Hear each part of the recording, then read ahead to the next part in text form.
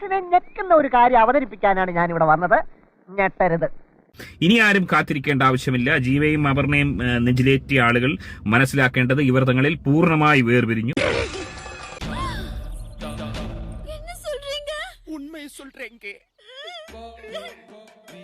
അത് ഈ ഒരു വീഡിയോ കാണുന്ന ഒരു പഹയൻ, അതായത് ഓനൊരു റിച്ച് മാനാണ്. മണി ഭയങ്കര ഇമ്പോർട്ടന്റ് ആണെന്ന് വിശ്വസിക്കുന്ന ഒരാളാണ് ഞാൻ. Because money comes first. Money ഉണ്ടെങ്കിൽ നമുക്ക് നമ്മുടെ ലൈഫിലെ ബാക്കി എല്ലാ കാര്യങ്ങളും സിമ്പിൾ ആയിട്ട്.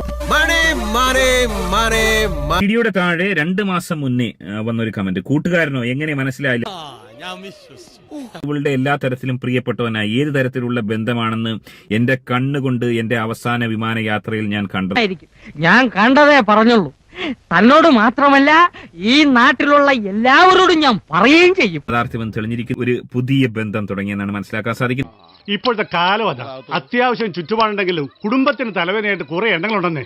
ഇവനൊക്കെ മുക്കാലിൽ കെട്ടി ചാട്ടവാറിനടിച്ച് നാട് കടത്തണം. ഭാഗ്യൻ ഓൻ ചോദിച്ചത്, നാളെ നിങ്ങളുടെ വിവാഹ വാർഷികമല്ലേ എന്നൊരാൾ ചോദിച്ചപ്പോൾ അതിന്റെ മറുപടിയായി ഓള് പങ്കുവച്ചിരിക്കുന്നത് അതൊക്കെ പണ്ട് എന്നുള്ളൊരു അഭ്യാസം എടുത്തോണ്ടല്ല.